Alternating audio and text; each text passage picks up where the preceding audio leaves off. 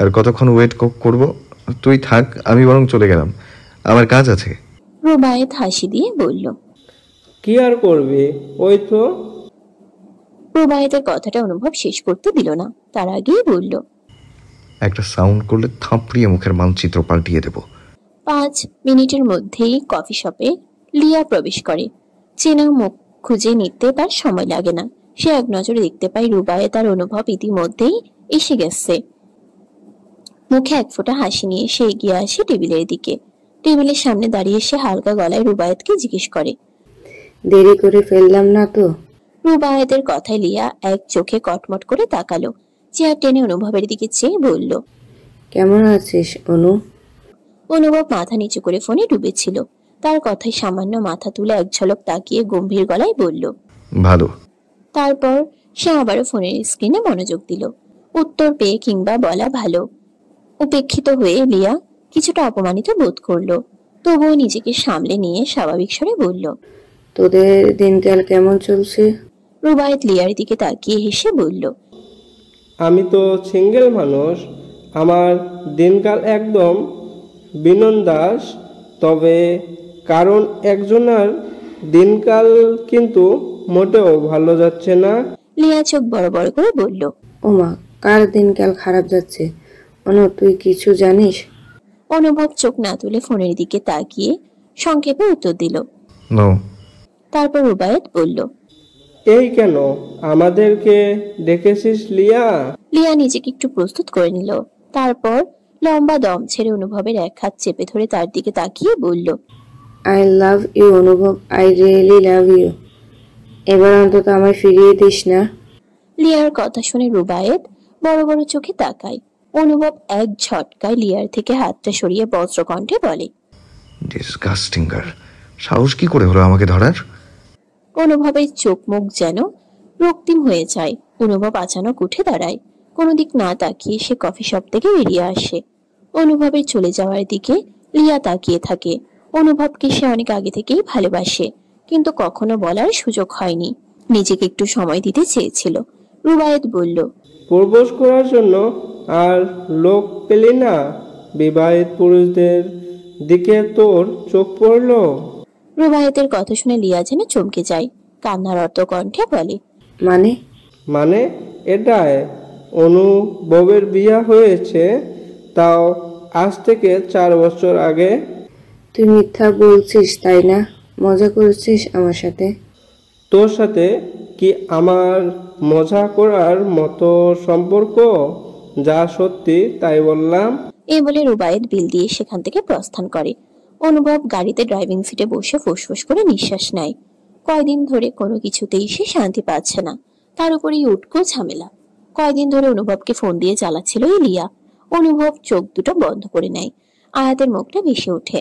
অনুভব তাড়াতাড়ি করে চোখ খুলে বিড়বিড় করে বলে, আমাকে অশান্তিতে রেখে তুই শান্তিতে আছিস? এই বিয়ে নামক ঝঞ্ঝাটের জন্য আয়াতের পড়াশোনার অলরেডি 12টা বেজে গেছে। সামনেই তাদের এক্সাম আছে, তাই আয়াত বই নিয়ে বসেছে আজ। হঠাৎই তার ফোনটা বেজে উঠল। আয়াত ফোনটা হাতে নিয়ে দেখলো ফারহা ফোন দিয়েছে। আয়াত নিজেকে একটু বকা দিল। মেয়েটার একটু খোঁজ নিতে পারেনি এই ঝামেলার জন্য। আয়াত ফোনটা রিসিভ করে ওপাশ থেকে শুনতে পায় ফারহার কণ্ঠ। ফারহা অভিযোগের খাতা খুলে এক নাগাড়ে বলল, তুই আমাকে ভুলেই গেছিস আয়াত, একটা বারও ফোন দিস না, আমার একটা খোঁজও নিলি না। ফারহার কণ্ঠে অভিমান মিশে আছে। ফারহার লম্বা অভিযোগ করে একটু দম নিল। তারপর আয়াত বলল, একসাথে এত প্রশ্ন কেউ করে? আমি একটু সমস্যার মধ্যে ছিলাম। তারপর একে একে সমস্ত ঘটনা ফারহাকে বলে। ফারহা নিজেও যেন স্তব্ধ হয়ে যায়। এত বড় একটা সত্যি এতদিন যাবৎ তার প্রিয় বান্ধবী তার থেকে লুকিয়েছে। সে যেন নিজের কানকে বিশ্বাস করছে না। ফারহা সবকিছু শুনে বলল, এত বড় কথা তুই আমার কাছ থেকে লুকাতে পারলে আয়াত? আমি কি তোর কাছে কেউ নই? আমার আর তোর পরিস্থিতি কি এক ছিল? আয়াত দীর্ঘশ্বাস ফেলে বলল। তারা আরো 5 মিনিট কথা বলে ফোন কেটে দিল। আয়াত ফোনটা টেবিলে রাখতেই আবারও তার মুঠোফোন বেজে ওঠে। অচেনা নাম্বার থেকে ফোনটা রিসিভ করলো না। রিং হতে হতে কলটা কেটে যায়। মুহূর্তের মধ্যে আবারও সেই নম্বর থেকে কল আসে।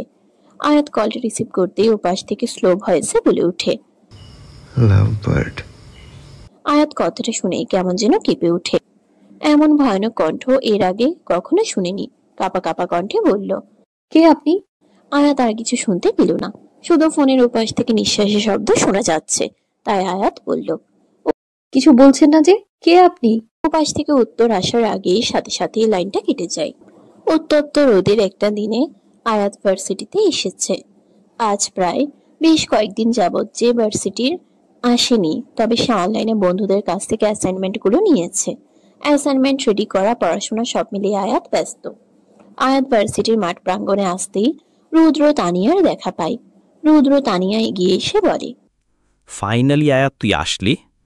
তোর আর ফারহার কি হয়েছে বলতো?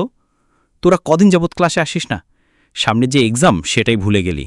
তাদের কথার মাঝেই ফারহা উপস্থিত হয়। আহান ফারহাকে ড্রপ করে চলে গেছে। আহান আর ফারহার সম্পর্ক একটু উন্নতির দিকে এগুচ্ছে। ফারহা তাদের কাছে এসে দাঁড়ালে তানিয়া বলে, এই যে আরেক মহারানী হাজির। এই তোদের কি হয়েছে শুনি?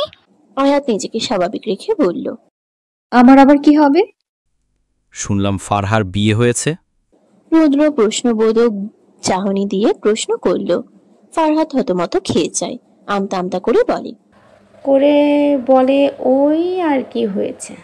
তোরা দুটাই বাটপার, দুইজনেই বিবাহিত, অথচ আমরা কিছুই জানি না। তানিয়ার কথায় আয়াত চমকে যায়। ফারহার বিষয়টা তো সেদিন সে ওদের বলেইছিল। ওরা বারবার খোঁজ করছিল ফারহার, কিন্তু ওর বিষয়ে তো কেউ জানে না। তাহলে কে বলল? আয়াত রুদ্র তানিয়ার দিকে অদ্ভুতভাবে তাকিয়ে বলল, তোদের এই কথা কে বললো? আমি তো এ বিষয়ে কাউকে বলিনি। সত্যি কখনো চাপা থাকে না, বুঝলি? আমাদের দুজনকেই আজ তোরা ট্রিট দিবি। যা খেতে চাইবো তাই খাওয়াতে হবে, না কোনো কথা শুনবো না। ফারহা রুদ্রের পিঠে একটা থাপ্পড় দিয়ে বলে, পেটুক কোথাকার। তারপর তারা ক্লাসের দিকে যায়। ক্লাসরুমে ঢুকে তৃতীয় সারিতে গিয়ে বসে। কিছুক্ষণের ভিতরে ক্লাসে মুজাহিদ স্যার আসে। তিনি এসে আয়াতকে ডেকে দাঁড় করিয়ে জিজ্ঞেস করলো, তুমি আয়াত? আয়াত একটু ভয় পেয়ে যায়। তাকে হঠাৎ প্রশ্ন করছে। সে কিছুদিন ভার্সিটিতে আসেনি সেজন্য নাকি? কেউ কি আমার নামে ক্লেম করছে, নাকি ভার্সিটি না আসার জন্য? এসব উদ্ভট চিন্তায় ডুবে যায় আয়াত। ফারহা পাশ থেকে আয়াতকে মৃদু ধাক্কা দিয়ে বলে, স্যার তোকে কিছু জিজ্ঞেস করছে। আয়াত চুপ করে আছিস কেন যে? আয়াত হকচকিয়ে ওঠে, ভাবনা থেকে বের হয়ে সামনে তাকিয়ে বলে, জি স্যার, আমি আয়াত। কিছু হয়েছে স্যার? মুজাহিদ স্যার বললেন, না বসো, এমনি জানার ছিল। স্যারের পারমিশন পেয়ে আয়াত বসে পড়ে। পাশ থেকে ফারহা আয়াতকে বলে হঠাৎ, স্যারের তোর নাম জানার কারণ কি ছিল?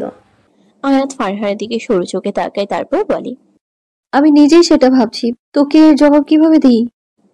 ক্লাসের মধ্যে আয়াত থাকলেও তার মন কোথায় যেন আটকে আছে। অপরিচিত সেই কণ্ঠটা যেন আয়াতকে ভাবনার জগতে নিয়ে গেছে। আয়াত নিজের অস্পষ্ট স্বরে বলে, লাভ বার্ড। তাকে কেউ যেন এই নামে ডাকবে। তবে এই ডাকটা এর আগেও শুনেছে। নিজের ভাবনাতেই আয়াত বিরক্ত হলো। মনে মনে নিজেকে একটু গালি দিল। কেন সে এসব নিয়ে ভাবছে?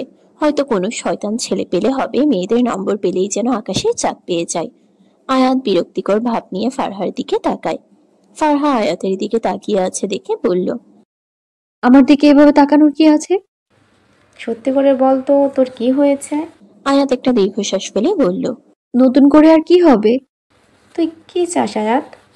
আমার কিছু চাওয়ার নেই। দুপুর 2টায় ক্লাস শেষ করে চারজনে ভার্সিটি থেকে বের হয়। রেস্টুরেন্টে যায় তানিয়া ও রুদ্রকে ট্রিট দেওয়ার জন্য। রেস্টুরেন্টের ভিতরে গিয়ে তারা খাবার অর্ডার করে। বেশ কিছুক্ষণ পর তাদের অর্ডারকৃত খাবার আসে। ফারহা তো রুদ্রকে বলেই বসলো, আর জীবনেও পাবি না। রুদ্র ফারহার কথার পিঠে বলল, সে পরে দেখা যাবে, কিন্তু বর্তমানে মিস করা যাবে না। তারপর তারা খাবারে মনোযোগ দিয়ে টুকিটাকি কথাবার্তা বলে।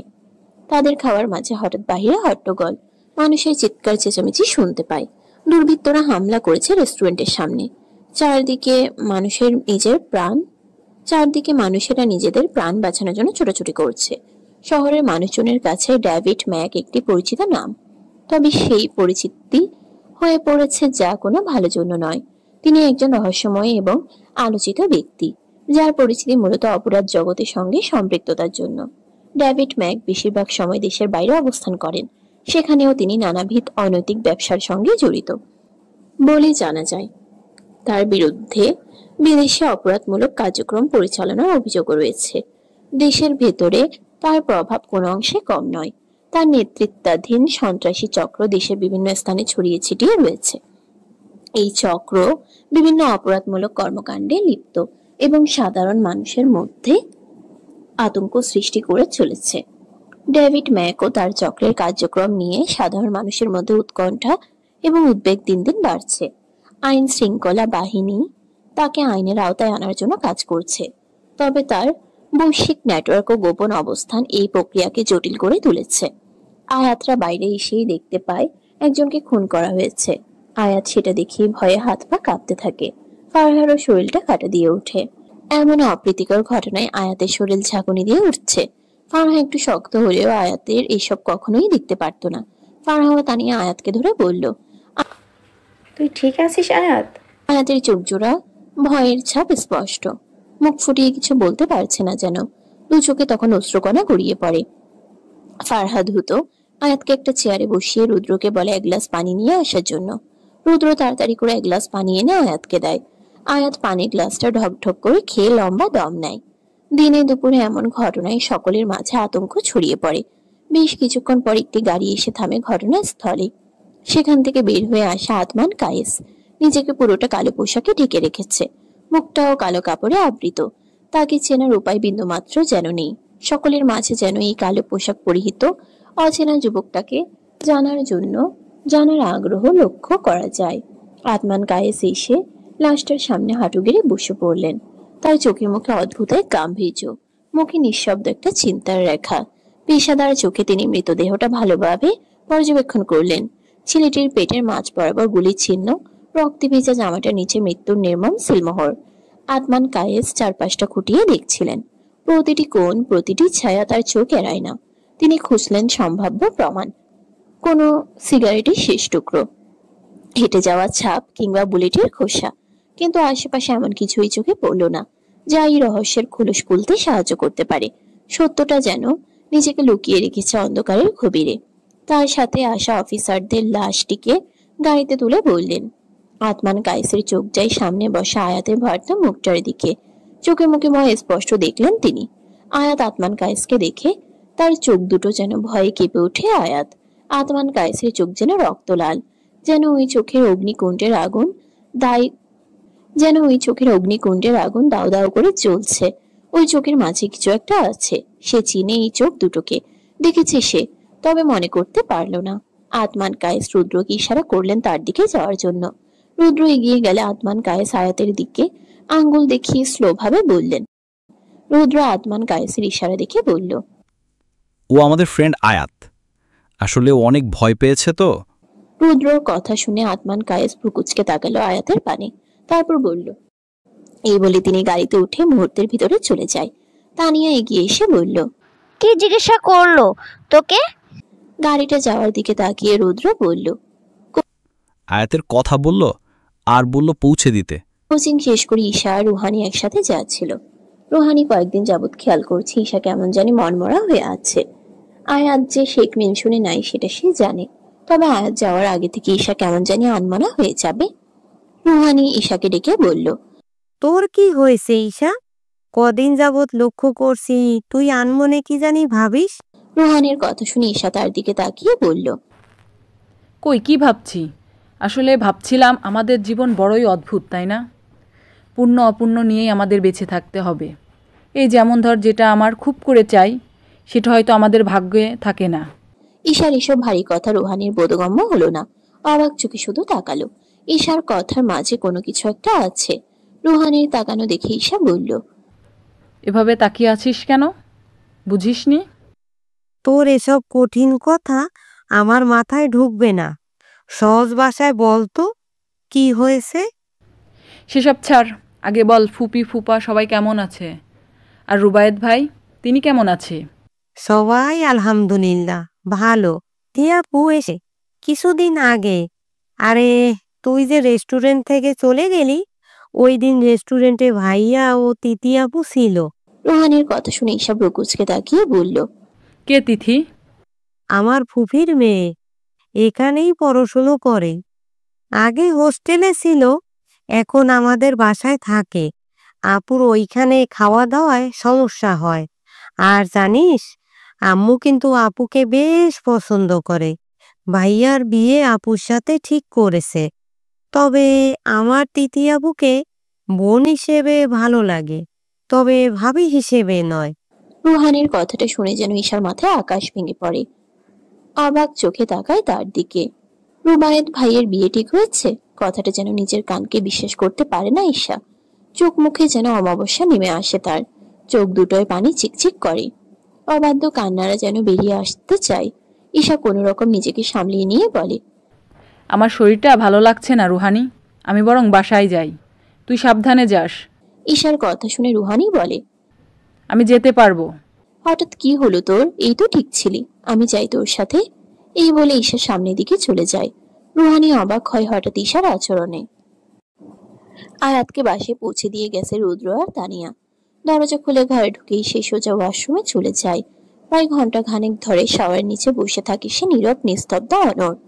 সেই চোখ দুটি চেনা, খুব চেনা, কিন্তু কিছুতেই মনে করতে পারছে না কোথায় দেখেছে তাকে। সে কালো পোশাক পরা লোকটা, চোখ যেন জ্বলন্ত আগুন। সেই চোখের ভাষা আয়াতের মন ওলট পালট করে দিচ্ছে। হঠাৎ নিজের চুল দু হাতে খামছে ধরে আয়াত। কাপা কণ্ঠে ফিসফিস করে বলে ওঠে, আদমান কায়েস? হ্যাঁ, আদমান কায়েস, কিন্তু কে আদমান কায়েস? সন্ধ্যা, শুনশান নিস্তব্ধ এক উঁচু ভবনের ছাদের রেলিং ধরে দাঁড়িয়ে আছে আদমান কায়েস। চারপাশে নেমে এসেছে গভীর নীরবতা, যেন সময়ও থমকে গেছে। পরনে এখনো সেই কালো পোশাক, রহস্যে মোড়ানো, গাঢ় ছায়ার মতো। তার মুখে লেগে আছে এক রহস্যময় হাসি। বাদামি চোখের মণি যেন জ্বলজ্বল করছে, যেন ভেতরে কোনো আগুন দিকি দিকি করে জ্বলে উঠছে। সে ধীরে ধীরে দুহাত মেলে দেয় উন্মুক্ত আকাশের দিকে, এক চরম স্বাধীনতার আহ্বান যেন। হঠাৎ এক দমকা বাতাস এসে মুখ ঢেকে রাখা কাপড়টাকে সরিয়ে নেয়।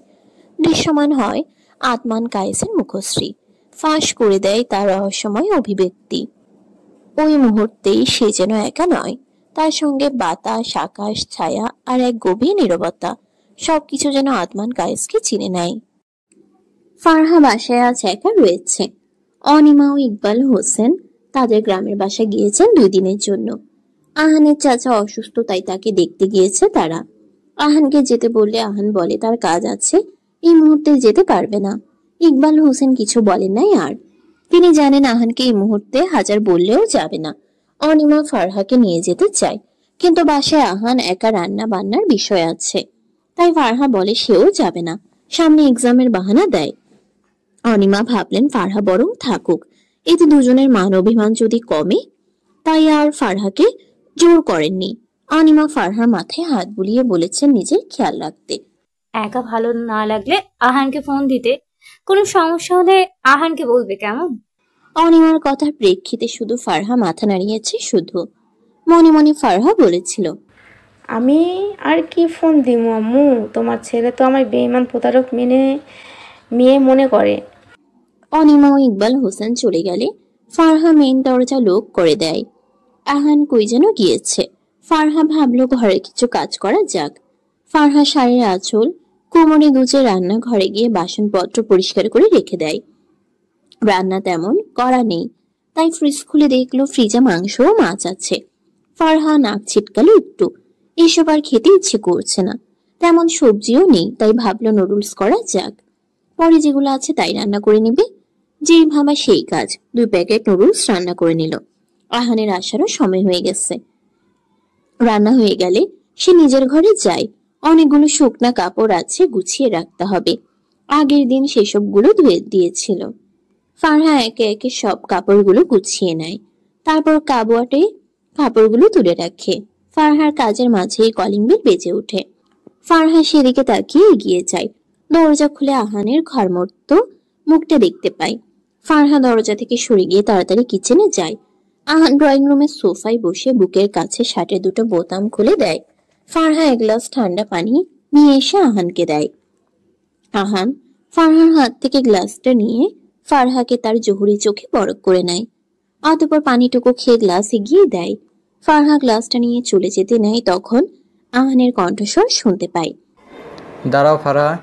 ফারহা সেখানেই স্ট্যাচু হয়ে যায়। আহান উঠে এসে ফারহাকে তার তীক্ষ্ণ চোখে পরখ করে পা থেকে মাথা অবধি আহান ফারহার দিকে দৃষ্টি ফেলে বলে, সংসার করার স্বাদ জেগেছে মনে। আহানের এমন উদ্ভট কথায় ফারহা অবাক হয়, প্রচুর অবাক হয়। এটা কেমন প্রশ্ন? ফারহা আহানের পানে প্রশ্নসিক্তভাবে তাকায়। আহান আবার বলে, এইভাবে শাড়ি পরে শাড়ির আঁচল কোমরে গুজে, এটাই তো বোঝাতে চাচ্ছ? ফারহা মাথা নিচু করে নেয়। ইদানিং আহান আর তার সম্পর্কে একটু উন্নতি হয়েছে। তার মানে আহান যে তাকে ক্ষমা করেছে এমনটা তো নয়।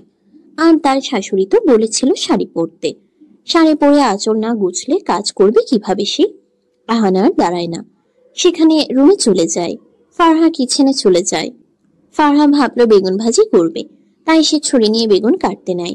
আনমনে কাটতে গিয়ে ছুরি বসে যায় ফারহার আঙ্গুল বরাবর। রক্ত গড়িয়ে পড়ে আঙ্গুল বেয়ে। ফারহা আঙ্গুলটা ধরে চোখ মুখ বন্ধ করে নেয়। কাটা জায়গাটা জ্বলছে যেন, চোখে পানি চলে আসে তার। আহান নিচে নেমে ফারহাকে ওই অবস্থায় দেখে এগিয়ে গিয়ে দেখে ফারহার হাত থেকে রক্ত ঝরছে। আহান দ্রুত পায়ে এগিয়ে ফারহার আঙ্গুল মুখে চেপে নেয়। ফারহা যেন হকচকিয়ে ওঠে, আড়ষ্ট হয়ে যায় যেন। আহান আঙ্গুলটা হাতে নিয়ে রাগী গলায় ধমকে ওঠে, পাগল তুমি, দেখে শুনে কাজ করতে পারো না? হ্যাঁ, যেটা পারো না সেটা কেন করতে যাও তুমি? ফারহা আহানের ধমক খেয়ে যেন কেঁপে ওঠে। আহান আরো বলে, আর কত অশান্তি দিবে আমাকে? আর কত জ্বালাবে? ফারহার চোখের কোণ দিয়ে পানি গড়িয়ে পড়ে। কান্না মিশ্রিত কণ্ঠে বলে, তাহলে মুক্তি দিন আমায়, ডিভোর্স দিন। আমি কারো অশান্তি কারণ হতে চাই না। ব্যাস। আহানের যেন মুখশ্রী পাল্টে যায়। ফারহার কাটা আঙ্গুল চেপে ধরে চিবুক ধরে বলে, ডিভোর্স চাস তুই আমার থেকে? হ্যাঁ, ডিভোর্স চাস? এত সোজা সবকিছু? আমার ভালোবাসাকে তুচ্ছ তাচ্ছিল্য করে অন্য কারো বউ হওয়ার জন্য শাস্তে বিবেকে বাঁধেনি তোর? ফারহা ব্যথা পায়, ঠোঁট মুখ চেপে ধরে ব্যথায়। আহান আবারও বলে, কেন তুই আমার সাথে প্রতারণা করলি ফারহা? আমি তোকে কম ভালোবাসতাম? কেন করছিলি বল? কি করতাম আমি ওই সময় বলেন? কি করতাম? মা বাবা হারা এতিম মেয়ে আমি, অন্যের সংসারে বোঝা ছিলাম। এই বোঝার কিভাবে টানবে আমার মামা বলেন? মামার সংসারে বড় হয়ে কোনো মুখে বলতাম আমি। আর আমার মামার অবস্থা কেমন দেখেননি আপনি? আমাকে একটা বার বলতে পারতে না তুমি ফারহা? কেন বললে না আমায়? আমি তোমায় ভালোবাসতাম ফারহা। আহান খেয়াল করলো ফারহার হাত থেকে রক্ত ঝরছে, তাই ফারহার হাত টেনে নিজের কাছে টানে। ফারহার হাত ছাড়াছাড়ি করতে নিলে আহান ফারহাকে কোলে তুলে নেয়। তারপর নিজের রুমের দিকে হাঁটা দেয়। নিজের রুমে বিছানায় বসিয়ে দিয়ে ফার্স্ট এড বক্স নিয়ে এসে ফারহাকে হাতে ব্যান্ডেজ করতে থাকে। ফারহা উঠে চলে যেতে নিলে আহান এক অদ্ভুত কাণ্ড ঘটিয়ে ফেলে। ফারহাকে চেপে ধরে ফারহার ঠোঁটে নিজের ঠোঁট চেপে ধরে। ফারহা বড় বড় চোখে তাকায়। হঠাৎ আহানের এমন কাণ্ডে ফারহা হতবাক হয়ে যায় যেন। আহানকে ধাক্কিয়ে সরিয়ে দিতে চাইলে পারে না সে। আহান ফারহাকে ছেড়ে দিয়ে বলে, আর একবার আমার কাজে বাধা দিলে এর থেকে ভয়ানক কিছু করব। ফারহা চুপচাপ বসে থাকে। ব্যান্ডেজ হয়ে গেলে আহান উঠে ওয়াশরুমের দিকে যায়। আদমান কায়েস ডিপার্টমেন্টের ভেতরে একটি ছোট রুমে বসে আছেন। চারপাশে নীরবতা, শুধু ল্যাপটপের কিবোর্ডের চাপা শব্দ আর স্ক্রিনে ফুটেজের ঝলক। তিনি কোনো সাধারণ কাজ করছেন না, কিছু ক্লু পেয়েছেন, সেগুলোই মিলিয়ে দেখছেন মনোযোগ দিয়ে। তবে এখনো ডেভিড ম্যাক সংক্রান্ত কোনো শক্ত সূত্র মেলেনি। ছেলেটির হত্যা সংক্রান্ত কিছু সিসিটিভি ফুটেজ সংগ্রহ করেছেন তিনি, সেগুলোই বারবার দেখে চলেছেন নিঃশব্দে, চোখে গভীর মনোযোগ। এক মুহূর্ত ফসকাতে রাজি নন। হঠাৎ স্ক্রিনে কিছু একটা দেখে তার চোখ স্থির হয়ে যায়, যেন ফ্রেমের মধ্যে আটকে গেলেন তিনিও। পর মুহূর্তেই তার ঠোঁটের কোণে এক রহস্যময় হাসির রেখা খেলে গেল, চোখে মুখে আনন্দের হালকা ঢেউ, যেন বহুদিনের খোঁজের এক টুকরো মুহূর্তেই মিলেছে। শেখ মেনশনের ড্রয়িং রুমে নরম সোফায় হেলান দিয়ে বসে আছেন ইব্রাহিম শেখ। সামনের টেবিল থেকে চায়ের কাপ থেকে ধোঁয়া উঠছে, যেন এক অলস দুপুরের নিঃশব্দ সাক্ষী। তিনি চায়ের কাপ হাতে তুলে এক চুমুক দিলেন তিনি। হঠাৎ চোখে পড়ল অহমিকা শেখ ঠিক তার সামনে দাঁড়িয়ে, অস্থির ভঙ্গিতে। ইব্রাহিম শেখ ঠান্ডা গলায় বললেন, কিছু বলবে? অহমিকা শেখ যেন একটু ইতস্তত করে চোখে কেমন এক কষ্টের ছায়া ধীরে বলল, আয়াতকে এই শেখ ম্যানশনে কবে ফিরিয়ে আনবে? মেয়েটা নেই, ম্যানশনটাই যেন নিঃসার হয়ে গেছে। ইব্রাহিম শেখ চশমাটা নাকের উপর ঠিক করে বসালেন, তারপর খানিকক্ষণ চুপ থেকে বললেন, তোমার ছেলে কি সেই পথ রেখেছে? হ্যাঁ। ড্রয়িং রুম জুড়ে নেমে এলো নিস্তব্ধতা। চায়ের কাপ থেকে তখনও ধোঁয়া উঠছে, তেমনই ধীরে তেমনই নীরবে। তখনই আগমন ঘটে অনুভবের। চোখে মুখে ক্লান্ত ভঙ্গি, কোনো দিক না তাকিয়ে উপরে উঠতে নিবে। শুনতে চায় ইব্রাহিম শেখের গলা। অনুভব বাবার ডাকে সামনে গিয়ে দাঁড়ায়।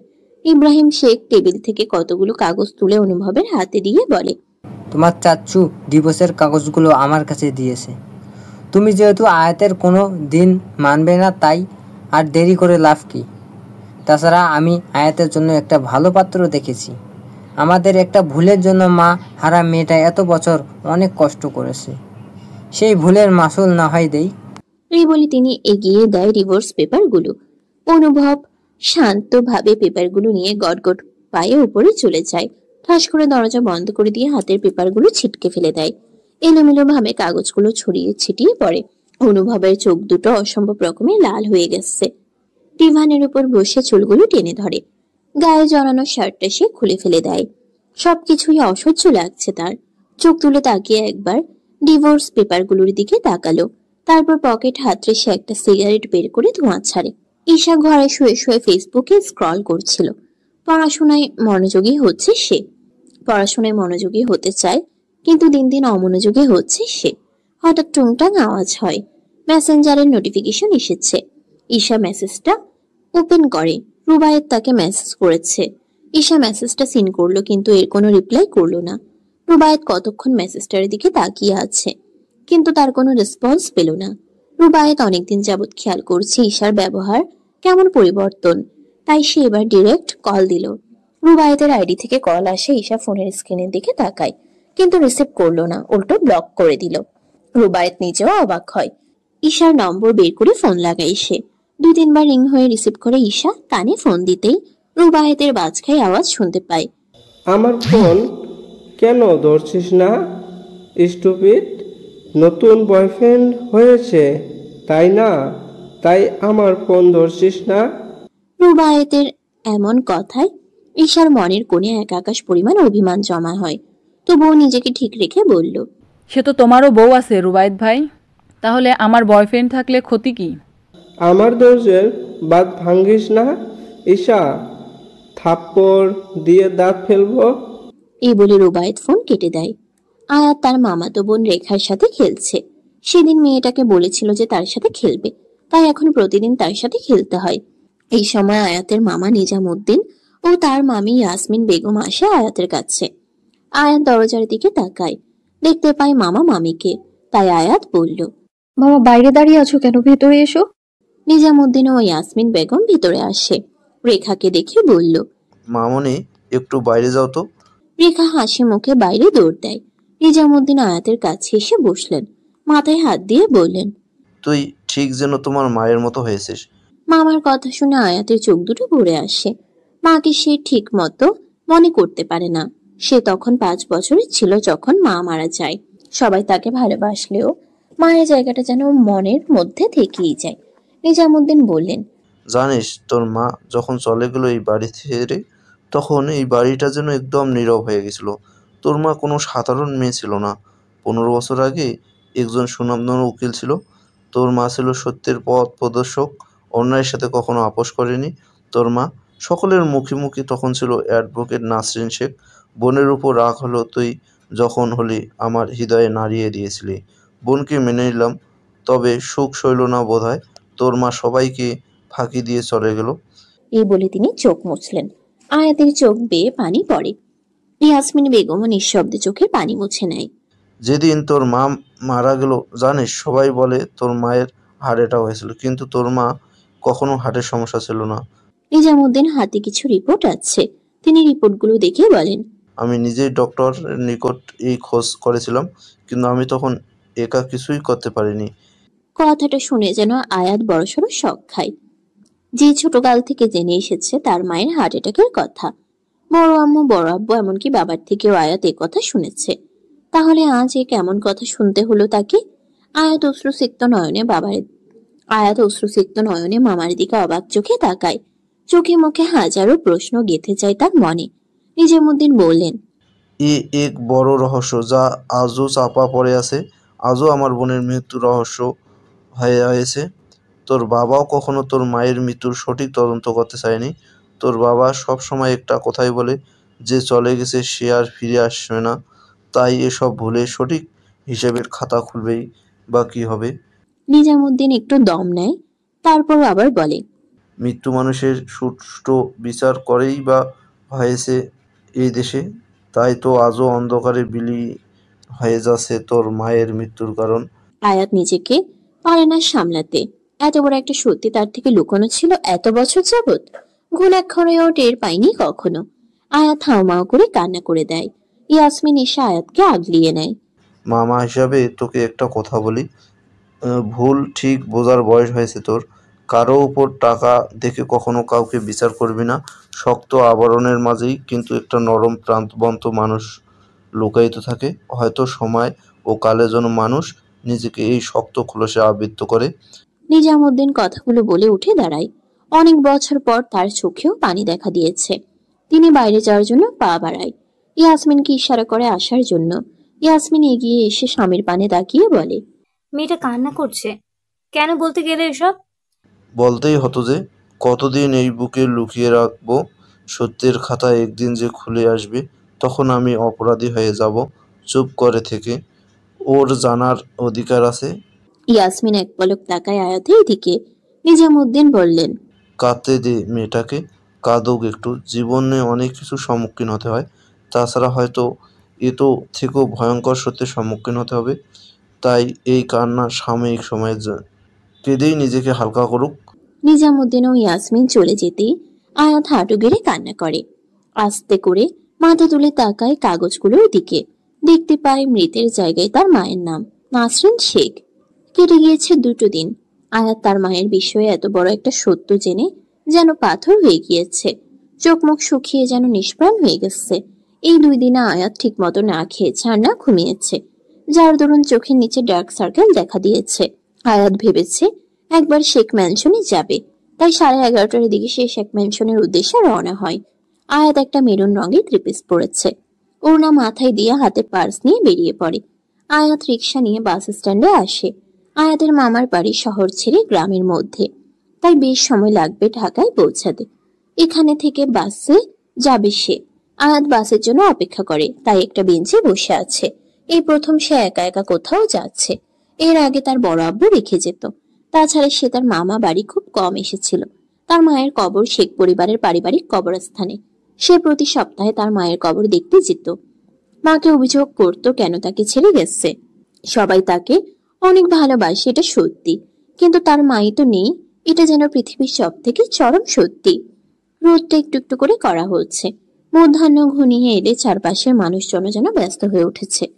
কিন্তু আয়াত বসে আছে সেই একই বেঞ্চে নিঃশব্দে, যেন সময় তার জন্য থমকে গেছে। বাস এসে থামতেই সে ধীরে ধীরে উঠে দাঁড়ায়। পা দুটো ভারী হয়ে আছে, কিন্তু মন যেন আরো ভারী। বাসে উঠে জানালার পাশে একটা সিটেই বসে পড়ে। বাইরে তাকিয়ে থাকে। রাস্তার গাছপালা, মানুষের ভিড়, গাড়ির শব্দ, সব কেমন আবছা লাগে। বুকের ভেতরটা হঠাৎ হু হু করে ওঠে। হঠাৎ পাশে কারো উপস্থিতি পায় সে। মাথা ঘুরিয়ে দেখে তাসবির দাঁড়িয়ে আছে হাস্যোজ্জ্বল মুখে। আয়াত টিপ টিপ চোখে তাকায়। তাসবির আয়াতকে বলে, বসতে পারি? আয়াত একটু ভড়কে যায় তাসবিরের কথায়। এর আগে তাসবির আয়াতের পাশে পাশে এসেছে, অনুভব অনেক রিয়েক্ট করেছিল।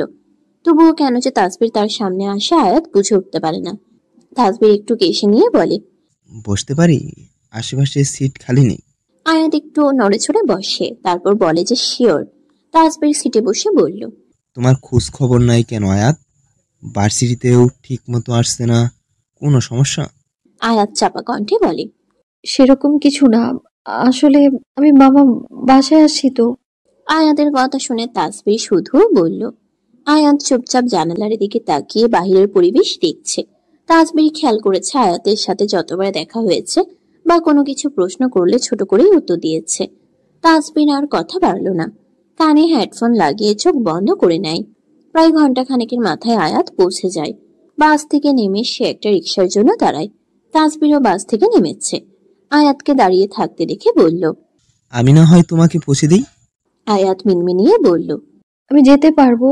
তাছাড়া এর আগে আপনি আমায় একদিন রেখে আসতে চেয়েছিলেন কিন্তু। আয়াত কথাটি আর শেষ করতে পারল না। আয়াতের কথার মাঝেই তাসবির বলল, ভালো কথা। আচ্ছা, ওই ছেলেটা তোমার কি হয়? আয়াত কাপা কাপা কণ্ঠে বলল, আমার কাজিন।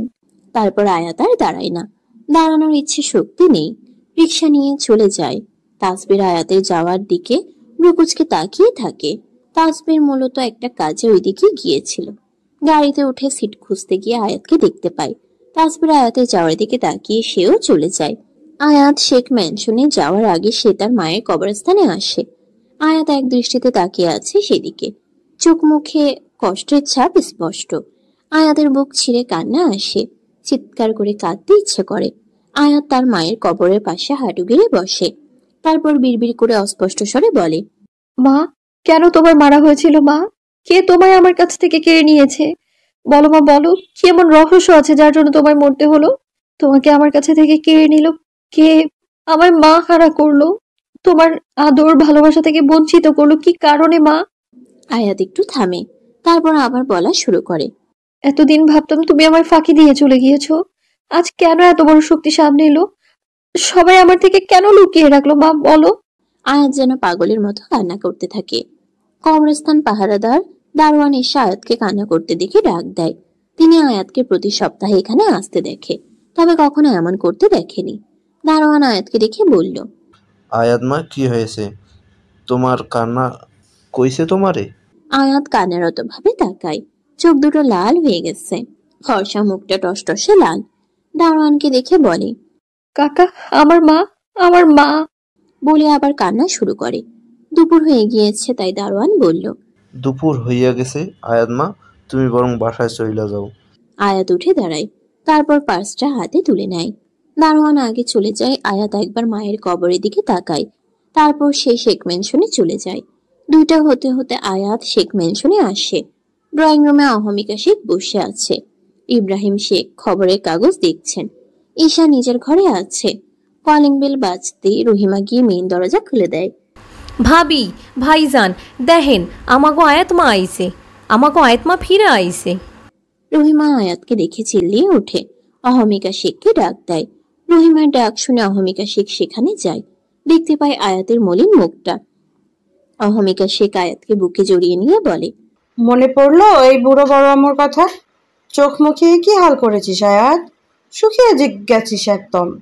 অহমিকা শেখের চোখেও যেন পানি আসে। আয়াত নিজেকে একটু সামলায়, তারপর বলে, তোমাদের সব সময় মনে পড়ে বড় আম্মু। তারপর অহমিকা শেখ আয়াতকে নিয়ে ভিতরে আসে। ইব্রাহিম শেখ আয়াতকে দেখে কাছে ডাকে। আয়াত ইব্রাহিম শেখের কাছে গিয়ে বসে। ইব্রাহিম শেখ আয়াতের মাথায় হাত বুলায়, তারপর বলে, আমাদের ভুলের জন্য তুই আমাদের থেকে দূরে, তোর এই বড় আব্বুকে ক্ষমা করিস না মা? তোমাদের দোষ নেই বড় আব্বু, আমার ভাগ্যে যা ছিল তাই হয়েছে, এখানে তোমাদের কিছুই করার নেই। আয়াতের কথা শুনে অহমিকা শেখ বললেন, খুব পাকা কথা শিখেছিস। ততক্ষণে ঈশা নিচে চলে আসে। আয়াতকে দেখে আপু বলে দৌড়ে এসে জড়িয়ে ধরে, তারপর বলে, আপু তুমি এসেছো? তুমি ছিলে না, আমি তোমায় অনেক মিস করেছি আপু। আমার একা একা ভালো লাগে না, তোমাকে আর যেতে দিব না। আয়াত ঈশাকে ধরে মলিন মুখে হাসে। অহমিকা শেখ এগিয়ে এসে বললেন, আয়াত, তোর ব্যাগ কই? খালি হাতে এসেছিস? আমি আবার চলে যাব বড় আম্মু। আয়াতের কথাটা যেন কারোর পছন্দ হলো না। অহমিকা শেখ ধমকে বলে উঠলেন, পাগল হয়েছিস তুই আয়াত? তুই এই পরিবারের বড় মেয়ে, এটা তোর বাড়ি, তাহলে চলে যাবি কেন? আয়াত কিছু বলবে ঈশা তার আগেই বলল, তোমায় যেতে দিব না আপু, যেও না তুমি। আমিও তো যেতে চাই না ঈশা, এ বাড়িতে আমার বড় হওয়া, সকল স্মৃতি জড়িয়ে, কিন্তু অনুভবের জন্য থাকবি না, তাই না? আয়াত মাথা নিচু করে নেয়। এর জবাব কি করে সে দিবে? এই পরিবার যে তার প্রাণ ও আত্মার সাথে জড়িয়ে। তারও কষ্ট হয় এই মানুষগুলোর থেকে দূরে থাকতে। তার মায়ের অস্তিত্ব যে এখানে, কিন্তু তার বাবা। আয়াতের নিরুত্তরে সকলে বুঝে যায় আয়াত থাকবে না। ইব্রাহিম শেখ বলার মতো কিছু পেল না। দুপুর টাইমে অনুভব বাসায় ফিরে জুবুথুবু হয়ে, সাদা শার্ট ভিজে একাকার হয়ে গিয়েছে, চোখ মুখ ক্লান্তিতে ভরা। ড্রয়িং রুমে আয়াতকে দেখে অনুভব থমকে যায় যেন। এই কয়েকদিন সে কোনো কিছু হারানোর যন্ত্রণায় যেন দুকে দুকে যাচ্ছিল। সবকিছু বিরক্ত লাগছিল। আয়াতের মলিন মুখটা দেখে যেন তার সমস্ত ক্লান্তি নিমিশেই হাওয়া হয়ে যায়। আচ্ছা, আয়াত কি তার সমস্ত ভালো থাকার কারণ? আয়াতের সাথে চোকাচুকি হতে অনুভব উপরের দিকে চলে যায়। অনুভবের চোখ দেখে আয়াত যেন কেঁপে ওঠে। মনের ভিতর অজস্র প্রশ্নেরা উকি দেয়। আয়াত অনুভবের যাওয়ার দিকে এক পলক দেখে নেয়। মাথার চুলগুলো যেন উস্কো খুস্কো, চাপদাড়িগুলো বড় হয়ে গেছে, আগের মতো নেই যেন। অহমিকা শেখ সকলের জন্য খাবার রেডি করতে গেলেন। যাওয়ার আগে আয়াতকে ফ্রেশ হতে বললেন। আয়াত এক পা দুপা হয়ে সিঁড়ি বেয়ে নিজের ঘরে যায়। আজ প্রায় অনেক দিন পর সে নিজের ঘরে আসলো। নিজের হাতে সাজানো এই ঘরটা আয়াতের ভীষণ রকমের ভালো লাগে। এই কদিন যেন এই বাড়ির মানুষগুলোর সাথে সাথে নিজের ঘরটাকেও অনেক মিস করেছে সে। আয়াত ওয়াশরুমে গিয়ে মুখমণ্ডলে পানির ঝাপটা দেয়। বেসিনের আয়নায় নিজের প্রতিবিম্বটা দেখে নেয়। নিজেই নিজেকে কেন জানি আস্তার বলতে ইচ্ছে করলো, কেমন আছি আমি? নিজের করা প্রশ্নে আয়াতের কোনো উত্তর খুঁজে পেল না যেন। ওয়াশরুম থেকে বের হতেই তার ডাক পড়ে, তাই ওড়নাটা তুলে গায়ে জড়িয়ে নেয়। তারপর সে নিচে যায়। ডাইনিং এ সকলে উপস্থিত হতেই অহমিকা শেখ সকলকে খাবার পরিবেশন করেন। অনুভব মাথা নিচু করে খাচ্ছে, মুখটা যেন গম্ভীর আর চিন্তিতপূর্ণ। আয়াতকে খাবার দিলে একটু নিয়ে আর নিতে চায় না। তার যে গলা দিয়ে খাবার নামবে না। অহমিকা শেখের চোখ রাঙানিতে আয়াত খাওয়া পুরোটা খায়। সকলের খাওয়া শেষ হলে অনুভব হাত ধুয়ে সিঙ্গেল সোফায় গিয়ে বসে। ইব্রাহিম শেখ অনুভবের পাশের সোফায় বসেন।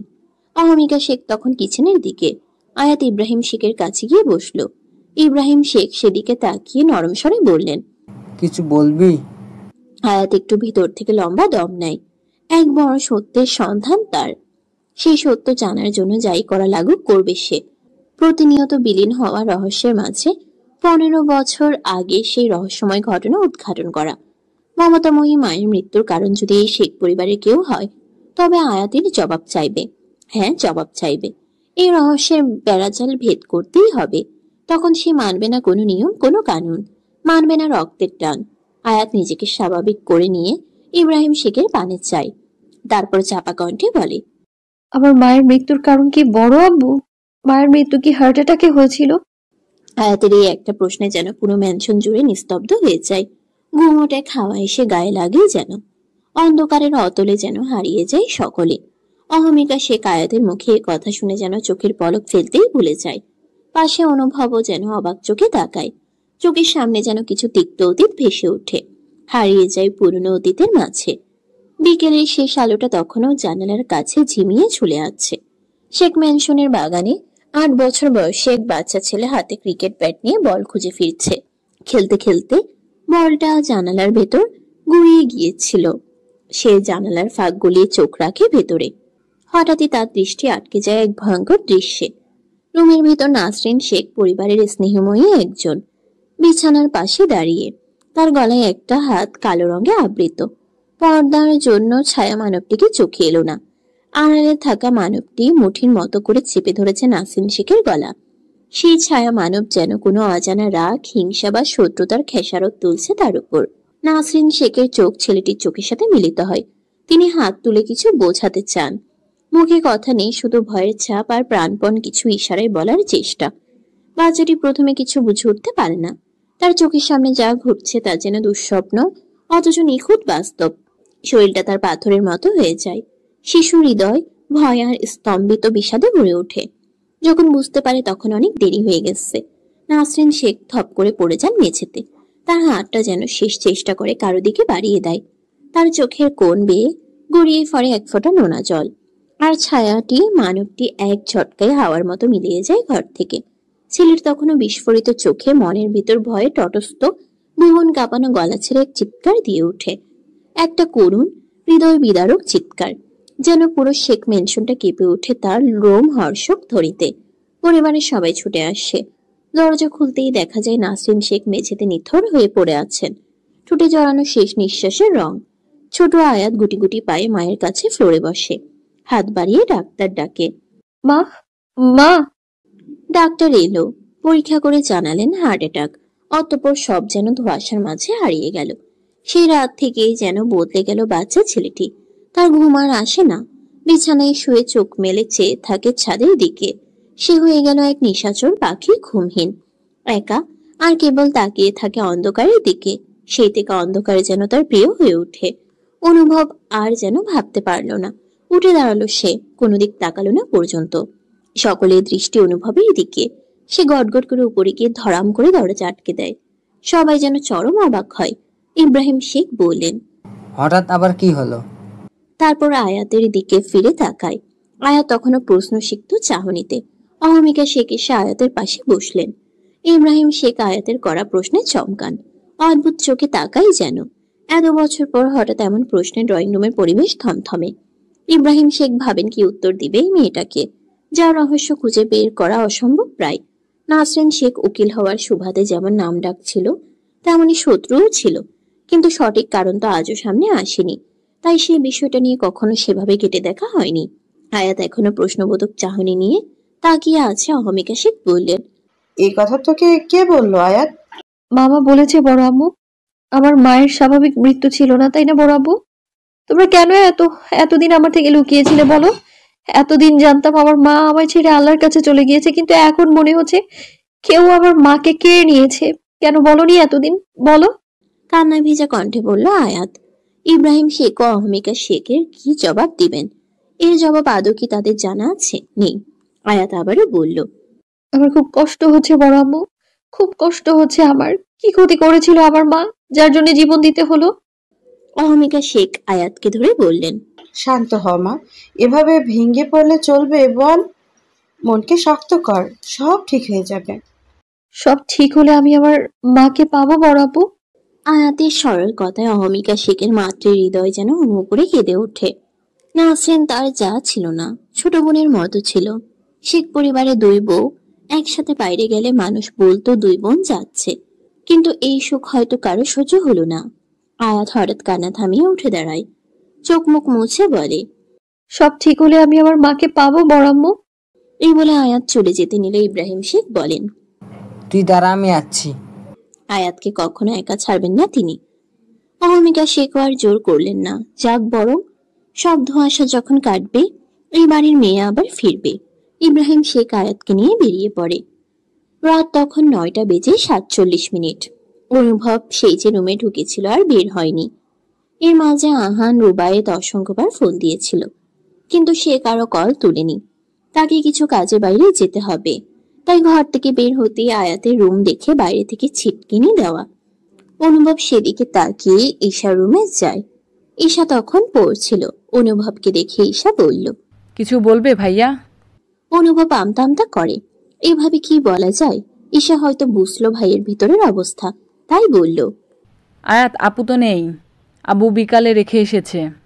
ঈশার কথাটা শুনে অনুভব আর এক মুহূর্ত দাঁড়ায় না, সাথে সাথে সেখান থেকে চলে যায়। ঈশা নিজেও ভরকে যায়, তবে কিছু বলল না। অনুভব ঘরে এসে একটা শার্ট হাতে নিজে দ্রুত নিচে নামে। শার্টটা পরতে পরতে মেইন দরজা পার হয়ে যায়। বাইরে অনুভবের বাইক দাঁড় করানো আছে। অনুভব বাইক নিয়েছে একদিন আগে। পকেট হাতড়ে চাবিটা বের করে।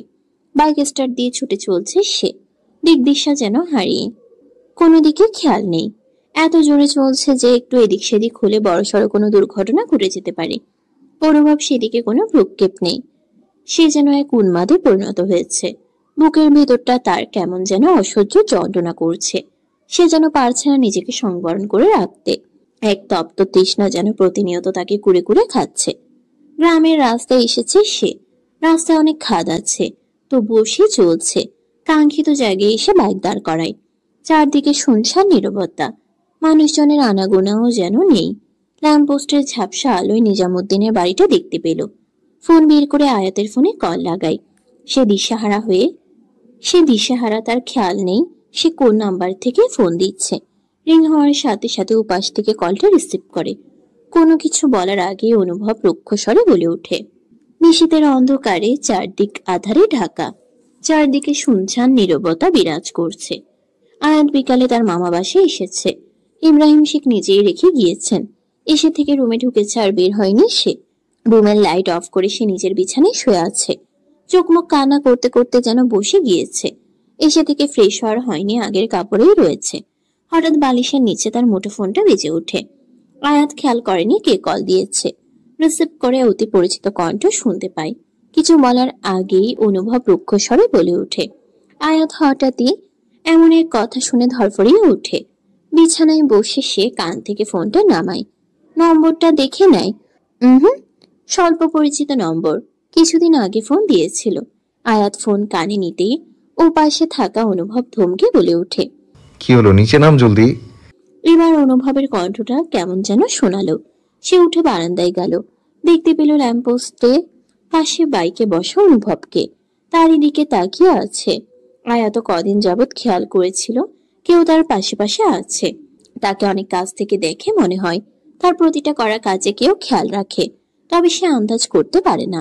2 দিন আগেও বাসার নিচে একটা গাড়ি দাঁড়িয়ে থাকতে দেখেছিল, তবে ভেতরে কে বা কারা ছিল সেটা দেখতে পারেনি।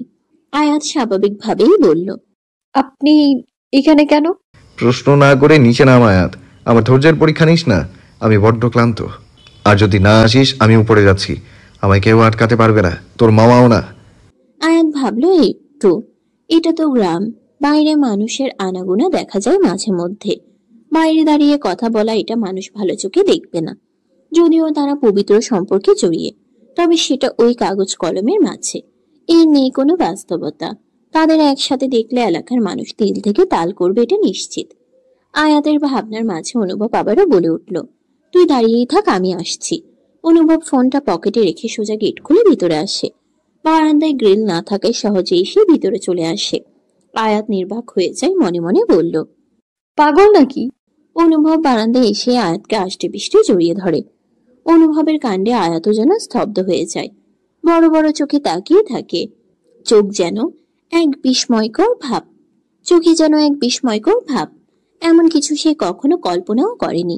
আয়াত যেন চোখের পলক ফেলতে ভুলে গেছে, সে একটা ঘোরের মাঝে গিয়েছে যেন। অনুভবের গরম নিঃশ্বাস আয়াতের ঘাড়ে আশ্রে পড়ছে, এতে যেন আয়াতের পুরো শরীর মৃদু কেঁপে ওঠে, সর্বাঙ্গে যেন হিম শীতল হয়ে আসছে। আয়াত ঘোর কাটিয়ে উঠতেই ছাড়া পাওয়ার জন্য ছোটাছুটি করা শুরু করে দেয়। অনুভব আয়াতকে এত জোরে চেপে ধরেছে যেন আয়াতের দম নিতে কষ্ট হচ্ছে। আয়াতের ছোটাছুটিতে অনুভব হালকা ধমক দিয়ে বলে, নড়ছিস কেন? চুপ করে থাকা যায় না? আয়াত পিটপিট চোখে তাকায়, অস্পষ্ট স্বরে বলল, ছাড়ুন আমায়। অনুভবের হাতের বাঁধন হালকা হয়ে আসে। আয়াত একটু সরে গিয়ে লম্বা দম নেয়। আয়াত খেয়াল করলো তার বুক দ্রুত গতিতে ওঠানামা করছে। আয়াত বুকে হাত দেয়, তারপর অনুভবের দিকে তাকিয়ে বলে, আপনি এত রাতে এখানে কি করছেন? আর এটা কেমন ধরনের ব্যবহার? একটা মেয়ের রুমে এসে এরকম অসভ্যতামো কেন করছেন? অনুভব আয়াতের হাত চেপে ধরে বলে, অসভ্যতামো করছি? আমি অসভ্যতামো শুরু করলে নিজেকে সামলাতে পারবি তুই? অনুভবের এমন কথা শুনে আয়াতের কান দিয়ে যেন ধোঁয়া বের হয়ে যায়, তবে এসব কথার তার মাঝে কোনো প্রতিক্রিয়া লক্ষ্য করা যায় না। আগের ন্যায় বলে, আব্বু ডিভোর্স পেপার রেডি করে ফেলেছে, আমার কাগজগুলো দিন, আমি সাইন করে দিব। আয়াতের কথা শুনে অনুভব লাল চোখে তাকায় তার দিকে। পকেট থেকে কাগজগুলো বের করে টুকরো টুকরো করে ফেলে, তারপর বলে ওঠে, আর একবার ডিভোর্সের কথা বললে তোকে আমি এখানে মেরে পুঁতে রেখে দেব। আর একবার তোর এই মুখ থেকে উচ্চারণ কর শুধু। আয়াত ভয় পেয়ে যায়, শরীর কেঁপে ওঠে যেন, তবুও নিজেকে এই মুহূর্তে সে শক্ত রেখে বলল, অধিকার দেখাচ্ছেন আমায়? কিসের অধিকার আপনার? অনুভব ফোঁস ফোঁস করে নিঃশ্বাস নেয়, তারপর ভারী কিশোরে বলল, তোর উপর যদি কারো অধিকার থাকে তাহলে সেটা একমাত্র আমার, এই অনুভব শেখের, বুঝেছিস তুই? আই রিপিট, শুধুই আমার। আমি ব্যতীত তোর উপর যে অধিকার দেখাতে আসবে তাকে আমি এই দুনিয়া থেকে বিদায় করে দেব, মাইন্ড ইট। অনুভব একটু দম ফেলে আবার বলল, আমায় ভালো থাকতে দিচ্ছিস না তুই, আমার সমস্ত অশান্তির কারণ তুই, আমার এই বুকটার এই অসহ্য যন্ত্রণার কারণ তুই। অনুভবের কথার মাঝে আয়াত মৃদু চিল্লিয়ে ওঠে, আমি মানি না এইসব। আমি যখন চেয়েছিলাম কই ছিলেন আপনি? কত রাত, কত দিন পার হয়ে গেছে জানেন আপনি? তাছাড়া আপনার সবচেয়ে অপছন্দের মানুষটাই তো আমি। আমায় সবাই ছেড়ে দিয়ে চলে যায়, আমার সব হারিয়ে যায়। আমি মন থেকে যেটাই চাই আমার কাছ থেকে হারিয়ে যায়, আমার মাও। বলে আয়াত ফোপাতে থাকে। অনুভব আয়াতের দুগাল চেপে ধরে বলল, আয়াতের কানে স্লো ভয়েসে বলে, লাভ বার্ড। আয়াত চমকায়, তৎক্ষণাৎ অশ্রুসিক্ত নয়নে তাকায়। এই ভয়েস এর আগেও শুনেছে, বহুবার সে শুনেছে। আয়াত কাপা কাপা কণ্ঠে বলল, আপনি? অনুভব ভালো করে খেয়াল করলো আয়াত এখনো আগের পোশাকে আছে, মুখটা শুকনো লাগছে। অনুভব তা দেখে বলল, এখনো খাসনি তাই না? আয়াত বলার মতো কিছু পেল না, চুপচাপ ঠাই দাঁড়িয়ে রইল। অনুভব বুঝলো, তাই বলল, এই হাড্ডির মতো শরীর নিয়ে আমার হবে না, এখন থেকে বেশি বেশি খাবি, আমি যেতে হবে, তুই খেয়ে শুয়ে পড়। আপনি সেই, তাই না? আমি দেখেছি। আপনি অনুভব তার আঙ্গুল দিয়ে আয়াতের ঠোঁট চেপে ধরে বলল, আমায় শুধু ভরসা কর, তোর সব প্রশ্নের উত্তর আমি দেব। এই বলে অনুভব সেখান থেকে চলে যায়। আয়াত যা ভাবছে সেটা কি সত্যি? তার কোনো হেলদোল নেই যেন। সে এক অবিশ্বাস্য ভঙ্গিতে রয়েছে। মনে পড়ল তার মামার বলা কথাগুলো, কারো উপরটা দেখে কখনো কাউকে বিচার করবি না। শক্ত আবরণের মাঝেই কিন্তু একটা নরম প্রাণবন্ত মানুষ লুকায়িত থাকে। হয়তো সময় ও কালের জন্য মানুষ নিজেকেই শক্ত খোলসে আবৃত করে। আসলেই কি তাই? আয়াত ভাবতে পারল না আর। ঈশা পড়াশোনা শেষ করে ফোনটা হাতে নিয়েছে। আর মাত্র কয়েকদিন পর তার এক্সাম। এই কয়েকদিন পুরো দমে পড়াশোনায় মন দিয়েছে। রুবায়েতকে মাথা থেকে ঝেড়ে ফেলেছে আপাতত। যে আমার নয় অন্য কারো দখলে বন্দী হয়েছে, সে মানুষকে নিয়ে স্বপ্ন দেখা পাপ। পাপ নয়, মহাপাপ। ঈশা সে পাপ করতে চায় না, তাই তো রুবায়েতকে নিয়ে আর ভাবে না। তবে চাইলে কি সম্ভব? ঈশা ফোনের লক খুলতেই রুবায়েতের ফোন আসে। ঈশা ফোন ধরল না। কেটে যাওয়ার সাথে সাথে আবার ফোন বেজে ওঠে। এবার ঈশা ভেবে নিয়েছে কয়েকটা কথা শুনিয়ে দেবে। কলটা রিসিভ করতেই রুবায়েত বলে ওঠে, সমস্যা কি তোর ঈশা? আমার ফোন ধরছিস না কেন? আপনার বউ থাকতে এই রাত্রিবেলা বোনকে দেওয়া মানে কি রুবায়েত ভাই? তেরামি ছুটাবো বেয়াদব মেয়ে।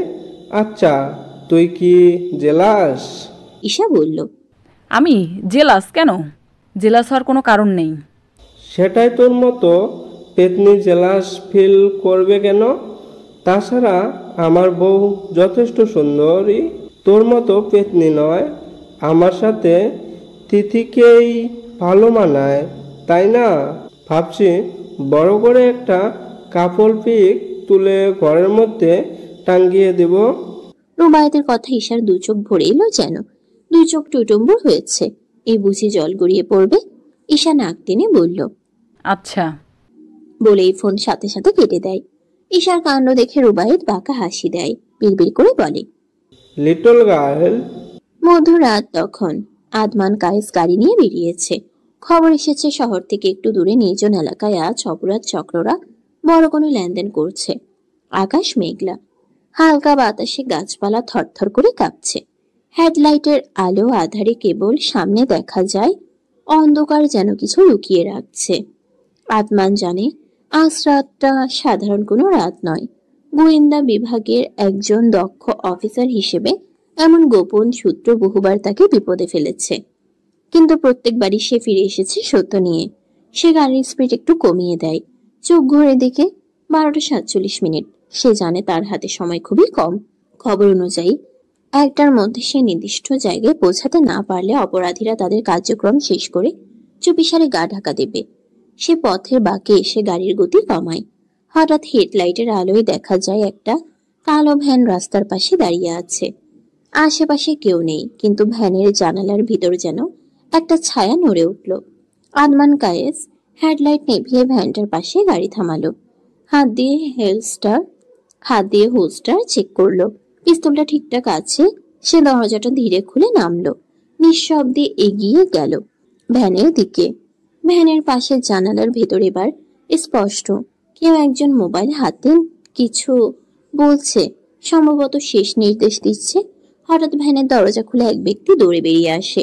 সঙ্গে সঙ্গে বনের ভেতর ঢুকে পড়ে। লোকটি হয়তো বুঝতে পেরেছিল কিছু। আদমান আর সময় নষ্ট করে না, তার পেছনে ছুটে যায়। বনের ভেতর চাঁদের আলো ফিল্টার হয়ে পড়ছে পাতার ফাঁক দিয়ে। চারদিক নিস্তব্ধ, শুধু পাতা ঝনঝন করার শব্দ আর আদমানের নিঃশ্বাসের ছন্দ শোনা যায়। হঠাৎ পেছন থেকে আসে গুলির শব্দ। আদমান গড়াতে গড়াতে পাশের গাছের আড়ালে চলে যায়। নিজের পিস্তল তুলে গলায় ওয়্যারলেসে বলে, অন্য প্রান্ত থেকে ভেসে আসে, আন্ডারস্টুড এজেন্ট কাইস, ব্যাকআপ ইনবাউন্ড, সময় 7 মিনিট। আদমান নিজের অবস্থান বদলায়। ফাঁক দিয়ে দেখে ছায়ামূর্তি পাথরের আড়ালে গা লুকিয়ে আছে। সে ঠান্ডা মাথায় নিশানা করে, শ্বাস চেপে ধরে বুলেট ছুঁড়ে। আলো ঝলসে উঠে, ছায়াটা মাটিতে লুটিয়ে পড়ে। কিন্তু ঠিক তখনই বনের ভেতর আরো 3জন অস্ত্রধারী লোক ছুটে আসে। এখন এটা শুধু দৌড় নয়, খোলা যুদ্ধ। আদমান কায়েস নিজের পজিশন থেকে বের হয়ে একের পর এক গুলি ছুটতে থাকে। গাছের আড়াল থেকে পাল্টা গুলি আসছে। গুলির শব্দে বনের পাখিরা উড়ে যায়। বাতাসে বারুদের গন্ধ। বনের রাস্তার পাশে আরো কয়েকটি গাড়ি এসে থামে। গাড়ি থেকে সামির সহ আরো কিছু অফিসার নেমে আসে। সবাই সবার অস্ত্র শস্ত্র নিয়ে বনের ভিতরে চলে যায়। আদমান কায়েস বারবার সাবধান করেছেন, এখানে অনেক সন্ত্রাসী আছে, তারা পুরো বনে ছড়িয়ে ছিটিয়ে রয়েছে। দীর্ঘ 20 মিনিট সময় ধরে এক যুদ্ধ শেষ হয়। সন্ত্রাসীরা সবাই ধরা পড়ে যায়। অবৈধ অস্ত্র, ড্রাগস, ইয়াবা সহ আরো নেশাদ্রব্য সহ ধরা পড়ে। আদমান কায়েস সবাইকে গাড়িতে তুলতে বলে তিনি সামনে এগিয়ে যায়। আদমান মাটির নিচে বসে একটা ঘড়ি দেখতে পায়। ঘড়িটা হাতে নিয়ে ভালোভাবে দেখলো। ঘড়িটি তার পরিচিত, কোথাও দেখেছে সে এই ঘড়ি। তারপর উঠে দাঁড়িয়ে ঘড়িটা পকেটে রেখে চারিদিকে চোখ বুলায়। সে মেইন লিডারই পালিয়েছে।